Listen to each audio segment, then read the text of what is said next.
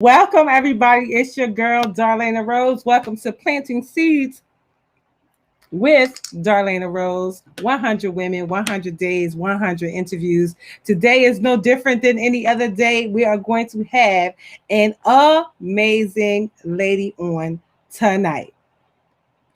I mean, when I say amazing, amazing. So hold on to your hats, hold on to your seats, hold on to your everything because she is truly the creme de la creme. So let me get us public here. All right, we've got that done over there. And now we're going to pop one to IG and get our guests.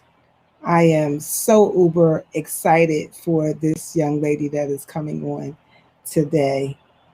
All right, live, live, live, live, live, live. So there we go. All right, welcome, welcome, welcome to Planting Seeds with Darlaina Rose. 100 women, 100 days, 100 interviews. I'm very excited.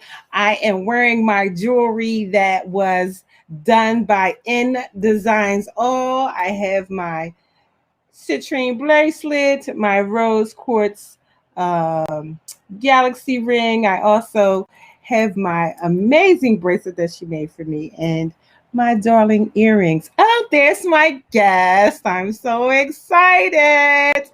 Hello, darling. How are you? I'm well. How are you? See, I can't hear you. Make sure you're up. Yeah. There we go. So tonight my guest is on Facebook, YouTube, and Periscope. So if you're on Instagram, you want to pop over, but you'll be able to hear her. So yeah. So welcome. Let me say your name right. Is it Naima? It's Naima. Naima. I said, oh, I'm going to say it wrong. Naima Jabali Nash. Yes, Naima Jabali Nash. That's correct. Well, let me tell you something. From the moment I saw your website, I almost just passed out. I said, oh, Black girls is doing it like that? So we out here. Yes, listen, low-key famous in the background. In the background. How are you famous in the background? I think you are the first person that I have met that is famous in the background. Oh, well, thanks. I don't really look at it like that, but I have to. Yes. You have your so I'm gonna talk about all this amazing stuff that I read about you. Okay. You know, we started this whole process because we wanted for Women's Month, we wanted to share my network of women with my network of women because I have so many amazing women friends. And I'm like, you don't know her, you need to know her. So I find myself connecting people all the time. And so for Women's Month, I'm like, hey, we need to do that. Okay, there you are on Instagram. Hold on. We're going to get a little bit of feedback. So let me mute here. Hold on. She's coming over, you guys. Hold on. So you may need to mute your laptop once you get onto Instagram. Uh-oh, wrong person. So sorry. Hold on. No, wrong person. Hold on. Hold on, you guys. 1 second. We got the wrong person up on. Hold on, you guys. Wait a minute. How do I do that? Hold on. I don't know what's happening here. No problem. Come on, Mom. Hold on. Who is that? You got a little. Yeah, ladies interviewing Naima. Yeah. I got your family on. Yeah. That sounds like Naima's father and mother over here. Hi, Naima's father and mother. I don't know how they got onto the thing. Hi, Mom. Your daughter's amazing, and I'm going to enjoy speaking with her. Naima, I have your parents. That's true. I was worried that they couldn't get on Instagram Live, and they totally nailed it. They nailed it. They absolutely nailed it. And look, I don't know how. So can you guys can stay Just mute your phone. Can you mute your phone for me? Yes, ma'am. Yes, mute your phone, because I don't know how to turn them off without ending the event. I don't know how to turn them off, so I can't turn them off without ending the live. So I don't want to do that. This is hilarious. It's a first. So so look at that. I have my interviewee and the parents. I love it. Lost in cyberspace. I just love it. I just love it. I don't know. Let me see something. Let me see. I might be able to. There we go. I think I figured it out. There we go. Amazing. I love it. So absolutely. Mom and Dad, if you want to see your daughter's face, she is on her she's on Facebook. You can see her on Facebook under my same name. You'll be able to see her there if you want to see her face. Do you need me to get on Instagram in order for people to see my face on Instagram? Or no? Yes, if you can. Normally, that's what I do. I have people on 2 devices so people can see you all around the world at one time. But yeah. So that I thought they were you because they had the same last name. There you go. Okay. That's so hilarious. So I'm going to mute you on so we don't get the feedback, and you may have to mute your laptop as well. And we going to get into it. Hello. There we are. You know what? I thought that was you again. Hold on. Stay on, Mom and Dad. Don't go anywhere. We need you. You know, this is the fun part, right? You can tell that I'm not the media one. Okay. All right. I think we got it right this time. I think we got it right. Yay, we got it right. Okay. I can see your face even better. It's so pretty. Oh my gosh, she's so beautiful. So let me so you heard me say all of the part about why I started this thing. And so when I was counting up the women that I knew, it was over 30. So it's supposed to be just for Women's Month. So just 30 women. And then my friends was like, well, I want to do it. So as I start counting, it was like 30, and then it was 60, and then it was over 60, and then it was like, okay, getting close to 90. And so my friend's like, you're gonna have to do 90 days. And I'm like, 90 days? So 90 days is so uneven. So let's just do 100. So here you are, episode 65 of 100 Women, 100 Days, 100 Interviews. And Dr. Loretta is on. Dr. Loretta is how we met. And so you reached out because you wanted Dr. Loretta to be a part of a documentary that you guys were doing. And so Dr. Loretta is my personal celebrity. I kind of take care of things for her. And so she says, well, what do you think? I said, well, what do you think? She said, well, let's just do it. And so I was like, okay, let's just do it. So we got a chance to speak over email, and you know, everybody has a signature on their email. And so I just click it. And when I click it, your website pops up and you just got this happy, smiley face. And it's like, I'm a journalist and I'm a television producer and I am all of these things. And then I'm reading and I'm like, Emmys and Peabodys. And I said, oh, surely she wouldn't want to be on my little show. Oh, here I am. And I said, let me ask. I said, let me just ask. And you said yes. And I am so grateful and so thankful for that. I can't even tell you. I've been telling people all day, don't miss the show. You're going to love this lady. She is, and you are truly the epitome of a woman doing it. You know, they tell us that we can't do it. Like, why can't we do it? And here you are doing it. A journalist, a TV producer. And according to what you have on your site is that because of those things, it's taking you all around the world. And that included getting this recognition with 5 Emmy Awards and 2 Peabodys. Oh, I know your parents are excited. I know they are. Look, is that your sister? This says my sister, Iman Ajab. Iman, Ida? Imani's her first name, yeah. Imani. That sister. Hey, sister, I already love your sister. We already decided that we're keeping her. My whole network already had a conversation about you, and we decided. I spoke to my friend from LA. She runs she has a show called the Brittany O Show, and so she's doing like acting and all these other things. And she's like, I'm gonna call her too. Yes, call her. Be on the show and definitely do that. So I'm sorry, Dr. Loretta said we don't have no little nothing. So you're right. We do not have a little. Those who do not know, Dr. Loretta Long played Susan on Sesame Street. So she's yes, for many reasons. Absolutely. So I've gotten the chance to do a whole bunch of things because of her. And so in the spirit of Women's Month and you being a beautiful woman, are there any women in your life right now that inspire you to do the amazing work that you do right now?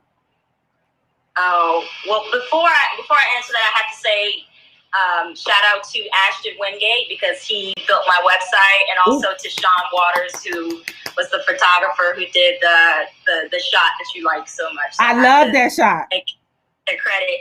Yes, give them all that. That website is bomb. When I grow up, I want one just like it. Awesome. Thank you. I'll give Ashton's contact information, but that answer is pretty easy. It's my mother, Mama. Yes. She's on this on streaming. You met her a little bit earlier, but I think she's a teacher, and she was a daycare provider for many decades, and really unbeknownst to myself, kind of sparked the journalism bug and the storytelling bug, which she would always tell me to ask questions. Yes. When I would go to school.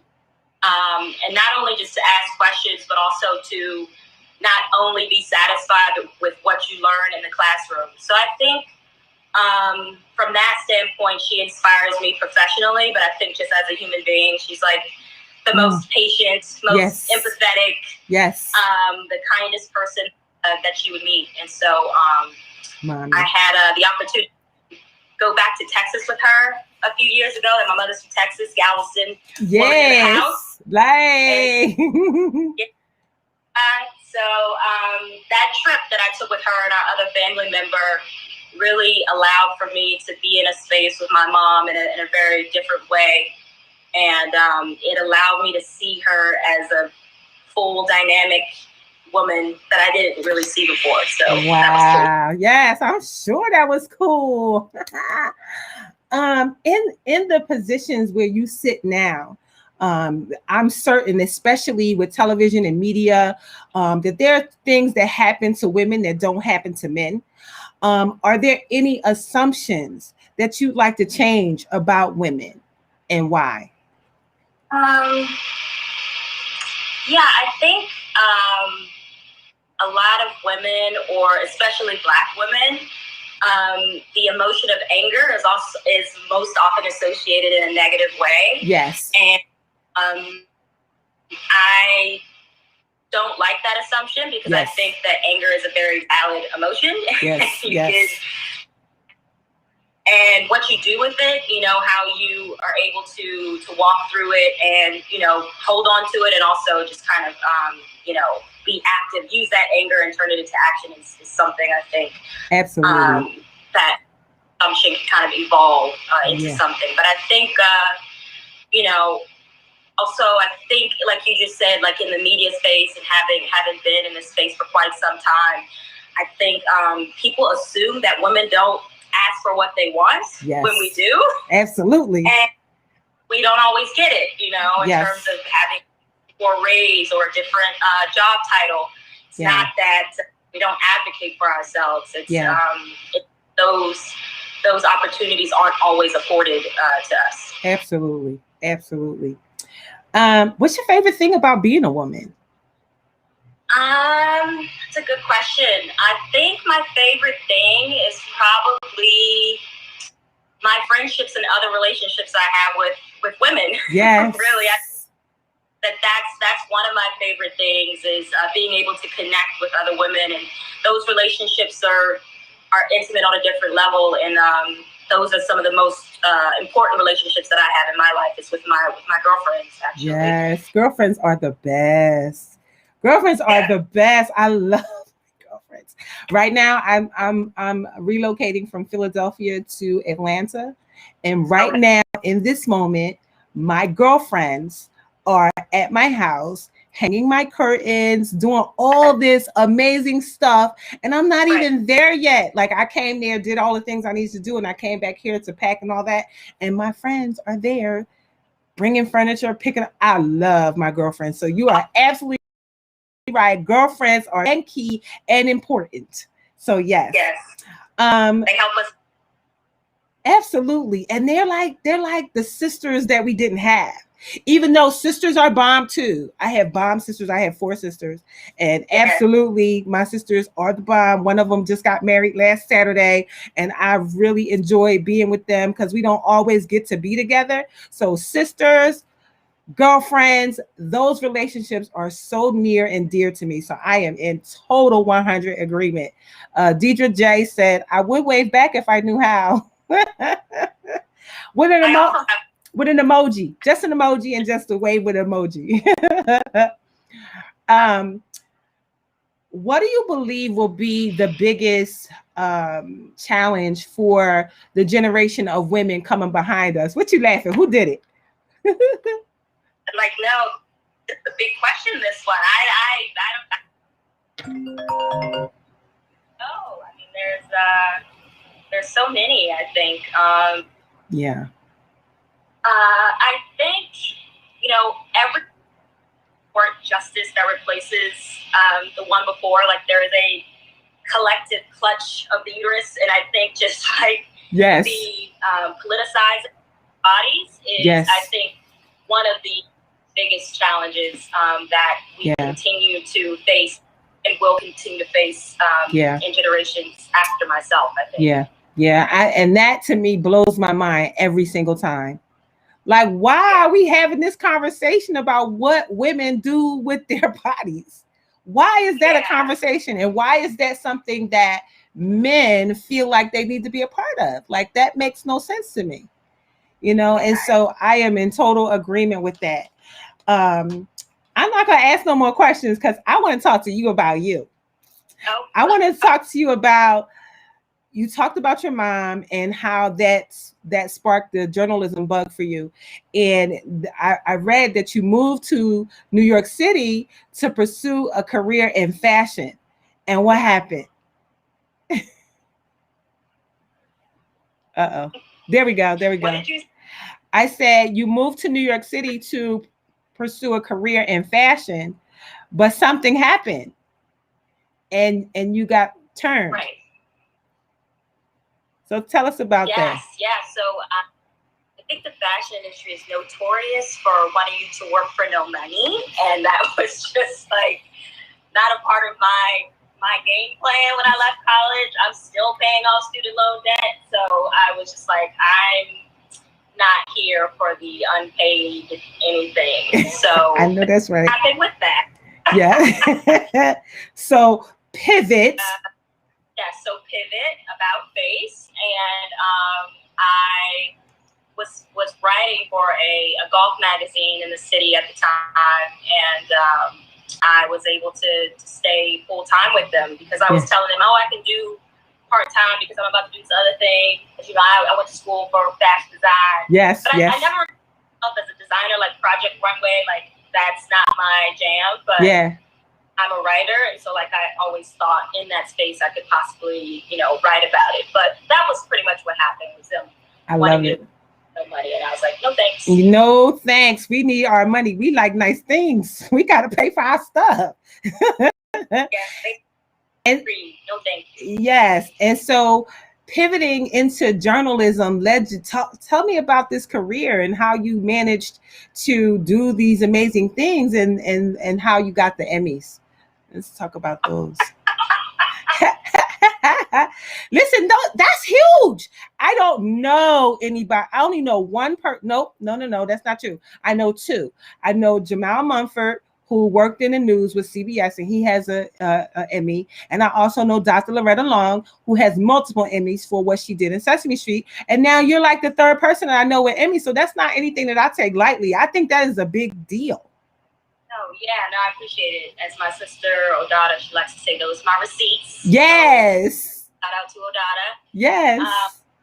Reminding me of that. But, yeah, I mean, so I was writing for this magazine, and the magazine, after a couple of years, folded and went out of business. And so I was trying to figure out what I was going to do. I worked for a very as like an executive assistant for an interior designer in the city. And as I was trying to figure out the land, because I very much did enjoy writing and knew I wanted to kind of evolve in that space, my eldest sister, Saida, who worked for Thomson Reuters at the time, knew someone at CBS, and CBS News has a page program.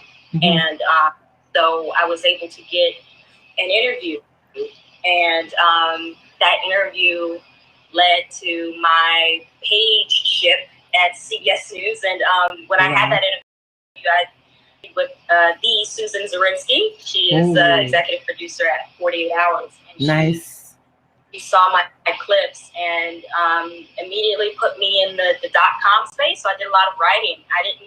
The pages, they shift around like the different shows, but I was really in that way where I was writing for CBS News. On the 48 Hours had a blog called Crime Cider, so I wrote for that. And then when I was done writing for that, I would go over to like the sports section and be like, I can write sports. So when I'm finished with these stories, can I write some golf stories? And they were like, sure. Like, wow. Do that. That's amazing.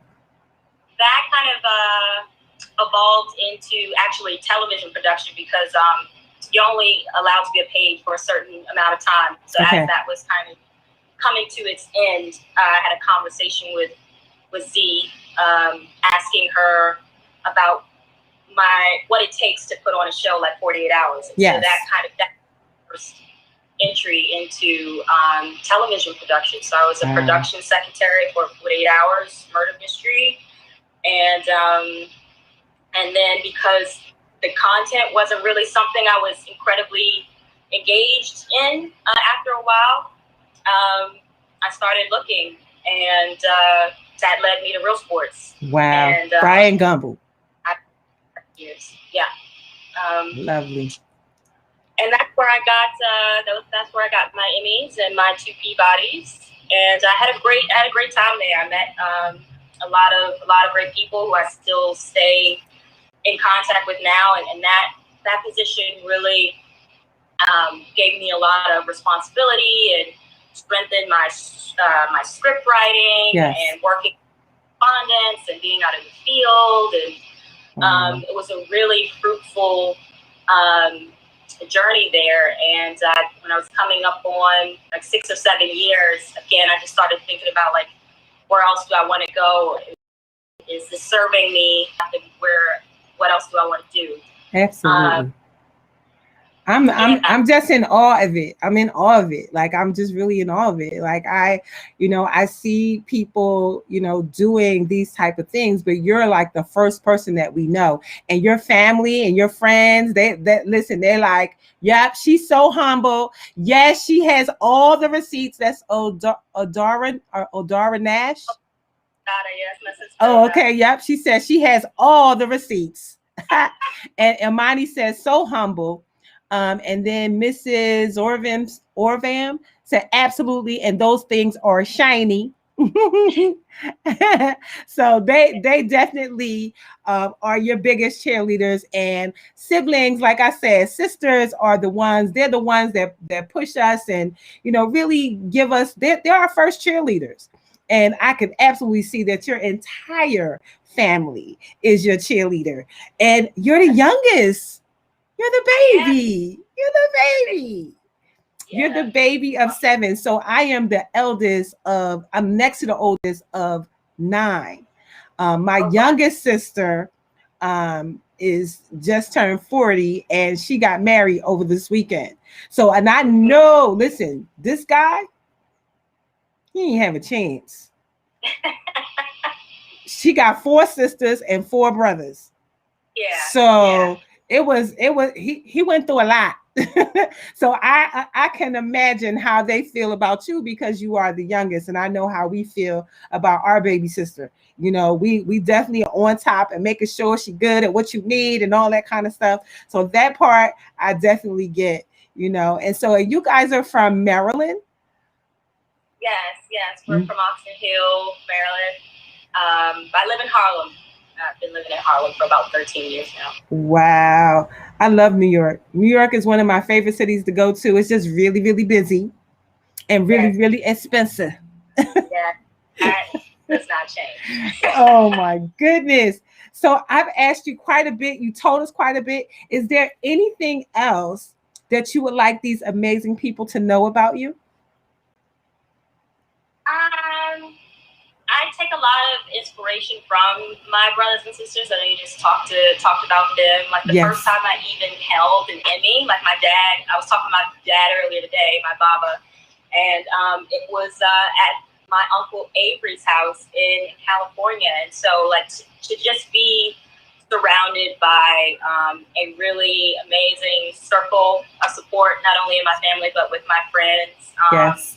I'm really fortunate. So that's, Oh my God. Oh my God. Oh my God. We're keeping you. So just know that what's your nickname? How you say it? Oh, it's Bongi, but you don't have to call me that. I wasn't. I was telling you what somebody, I didn't want to say it wrong. Somebody said, go ahead and said your nickname. I wasn't going to call you that. I wasn't going to, I already know. Listen, I got something that I keep in the I'm very like, you keep it tonight.